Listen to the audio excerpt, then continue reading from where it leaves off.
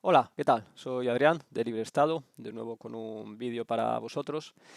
En la última grabación os hablé sobre las LLCs, sobre bueno, las muchas dudas que tenían últimamente los clientes, los lectores, sobre esta estructura y sobre si funcionaba bien o no, sobre todo con residencia en España. Em, Hoy lo que vamos a hacer es hablar sobre la residencia en Portugal, el NHR, la residencia no habitual. Porque también, bueno, pues es un tema que surge vamos, sí, es algo de lo que se habla muy a menudo y muchos de vosotros tenéis también dudas sobre cómo funciona esto. O bueno, más que tengáis dudas es que pensáis que funciona de una forma que no, bueno, que no es real, ¿vale? A ver, para hacerte lo más básico, ¿vale? Para hacerte residente NHR en Portugal, lo que tienes que hacer es no haber sido residente fiscal allí durante los últimos 7 años y, bueno, y aparte tienes que estar dentro de una de las profesiones de alto interés allí en Portugal. Hay una lista que al final en la práctica permite a prácticamente cualquiera pues adquirir este estatus. Pero hay que tenerla en cuenta porque bueno, si vas a trabajar allí y tu actividad no está dentro de esta lista, pues entonces en principio el NHR no sería para ti. Lo que pasa es que muchos lo que hacen es montar una empresa eh, para hacerse NHR y aprovechar al máximo este estatus y en ese caso, pues bueno, administrador de una empresa, empresario, sí que está dentro de esta lista, ¿vale? Pero bueno, tienes que alquilar ahí una vivienda, tienes que tener una vivienda a tu disposición y aparte, pues lo dicho, no debes haber sido residente fiscal en los últimos 7 años allí en Portugal. Y de esta forma puedes aprovechar el NHR. Vale, hasta aquí bien. ¿Qué pasa? Que mucha gente cree que el NHR es una carta blanca para hacer lo que te dé la gana. Vas a Portugal, te haces NHR y ya está. Con esto ya no pagas impuestos sobre tus ingresos de ninguna manera. Esto no es correcto.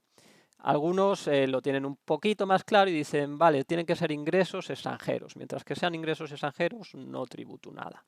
Esto tampoco es correcto. Hay ciertos ingresos extranjeros que no tributan y solo en ciertos casos, ¿vale? Em, entonces, ¿qué ocurre? El NHR es mucho más complejo de lo que la mayoría piensa, ¿vale? No, lo dicho, no es una carta blanca, en plan, bueno, pues si trabajo fuera ya no tributo, si tengo ingresos fuera, si invierto en bolsa o invierto en cripto o lo que sea fuera, ya no tributa. Todo esto no es así del todo, ¿vale?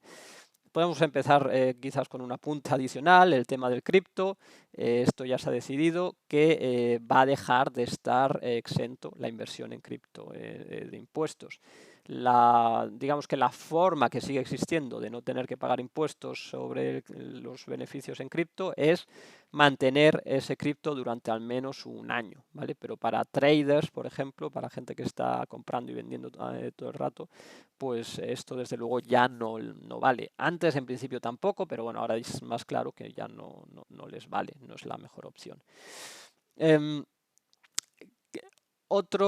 Mucha gente piensa, vale, yo lo tengo un poco más claro y me he enterado de que lo que no tributa son los dividendos desde empresas extranjeras, pero también veo que hay un programa, que este programa también incluye la posibilidad de no pagar impuestos sobre los ingresos como autónomo, vamos, si trabajo como profesional, especialmente si trabajo fuera de Portugal.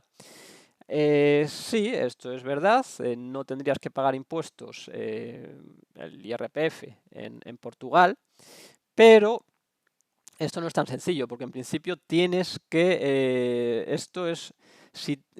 solamente si trabajas fuera. Es decir, si tú trabajas dentro de Portugal, es decir, si tú estás sentado en una mesa en Portugal y estás trabajando aunque sea para empresas de otros países, eso se considera ingresos nacionales y eso tributaría al 20%, ¿vale? Que ahí hay un tipo especial para los trabajadores NHR, que es del 20%. Esto muchos dicen, bueno, pues vale, pues es un 20% lo que tengo que tributar, mejor que en mi país. Vale, pero a eso es que hay que añadirle la seguridad social. Y la seguridad social pues viene a ser otro 20% más o menos que tienes que pagar.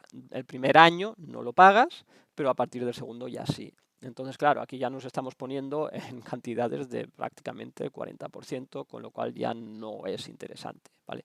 El NHR para autónomos, en principio, no es interesante. Luego está también el que dice, bueno, yo vivo allí, pero trabajo fuera, hago mis trabajos fuera. Bueno, el problema con eso es que en principio tendrías que tributar allí donde estás haciendo el trabajo fuera, ¿vale? Entonces, tampoco eso tiene por qué ser la gran solución. Ahora que hemos dicho para quién no es, vamos a ver para quién sí es, ¿vale? Bueno, tampoco es para el inversor, ¿vale? Un inversor, una persona que tiene acciones y las vende, eso tributaría en Portugal. Por lo tanto, si pues eso, tienes un fondo y quieres vender, todo eso tributaría en Portugal, aunque seas NHR. El NHR, para quien sí que funciona y funciona muy bien, pero hay que montar una estructura bien pensada, bien hecha, etcétera, vamos, profesional, por así decirlo, es el empresario, ¿vale? Si tú eres un empresario no es una persona que trabaja para ganar dinero, sino que tiene una empresa que es la que trabaja y luego él vive de esas rentas, ¿vale? Entonces ese empresario, ese sí que podría vivir bien en Portugal. Pero tiene que estar trabajando con una empresa extranjera, ¿vale? Una empresa que no esté en Portugal, porque el NHR, las ventajas que tiene es siempre para cosas de fuera, ¿vale? Para ingresos extranjeros. En este caso necesitamos una sociedad que esté en un país que tenga un convenio firmado con Portugal, que no esté en la lista negra y que tenga el convenio firmado. Luego, aparte, como Portugal tiene unas CFC Rules que son bastante estrictas, además, en principio, lo suyo es que esa empresa esté en Europa, ¿vale? Entonces esto hace que al final, bueno, si tú ya de primeras tenías una empresa en Europa, yo que sé, tenías una empresa en Francia, en Italia, en Alemania, en Rumanía, en Bulgaria, pues bien, ya es algo con lo que puedes empezar a trabajar, ¿vale? Porque si tienes ahí la empresa, pues todos estos países tienen convenio con Portugal, entonces tú puedes recibir los dividendos y estos no tributarían en Portugal. Ahora la otra parte que tenemos que ver es, por un lado, los impuestos de sociedad que tiene que pagar esa empresa, que esos quedarán como estaban. Si tienes una empresa en España, pues seguirás pagando ese 25%. Pero luego a eso hay que añadirle el tema de la retención, las retenciones sobre dividendos. Hay países como España que te hacen una retención. Entonces, sí, Portugal te dice, yo no te voy a cobrar por estos dividendos. Sin embargo, España, si tienes ahí una sociedad, te va a decir, sí, ellos no te cobrarán, pero yo sí que te voy a hacer una retención, que va a ser eso, un 19%. Entonces, acabas pagando dividendos en lugar de en el país en el que vives, en el país en el que está tu empresa. Hay, sin embargo, algunos países o bastantes países en los que esto no es así, que puedes recibir los dividendos sin ninguna retención. O incluso en el caso de España, si tú lo has estructurado bien, puedes tener una holding, esa holding recibe los dividendos desde España y luego tú recibes esos dividendos sin la retención gracias a la holding en Portugal, ¿vale? Entonces, bueno, lo de España se podría optimizar de esta forma. Otra cosa que se podría hacer, mejor todavía, sería tener ya la empresa en un país en el que no haya impuestos de sociedades tan altos. Tienes, por ejemplo, Bulgaria, tienes Hungría, tienes Chipre, tienes Irlanda.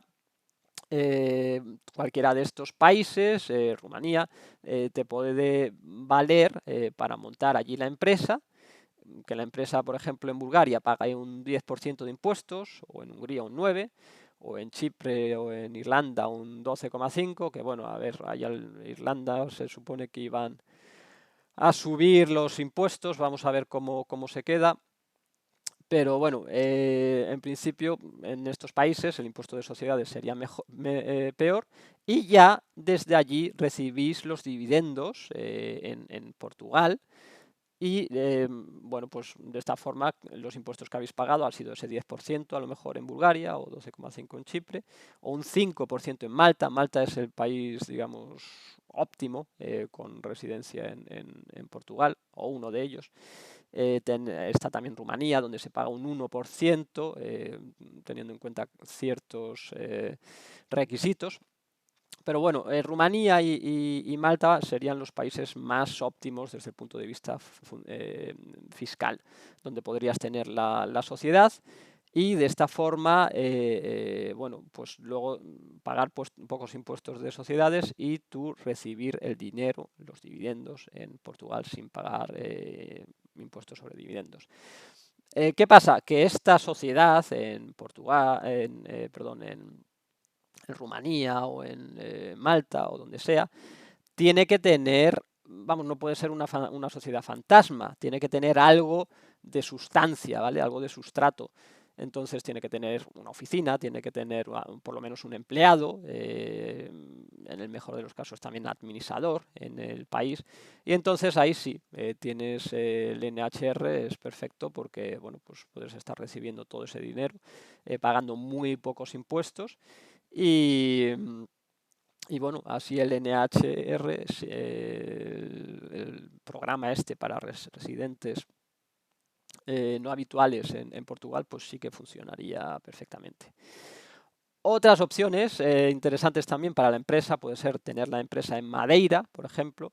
Madeira está dentro de Portugal, sin embargo, si luego tenemos una holding fuera de Portugal, pues el dinero podría viajar de Madeira a esta holding, y tú recibirías los dividendos sin ninguna retención y sin ningún, sin impuestos sobre dividendos. Y en Madeira se paga un 5% también, como en Malta. Aparte de Madeira también está, bueno, Canarias, la zona especial, que también podría ser interesante, pero bueno, tanto en Madeira como especialmente en Canarias existen ciertos requisitos en cuanto al número de empleados que hay que tener y tal, que bueno, a lo mejor no son tan interesantes. Pero bueno, espero que ahora os haya quedado un poco más claro cómo funciona esto del NHR.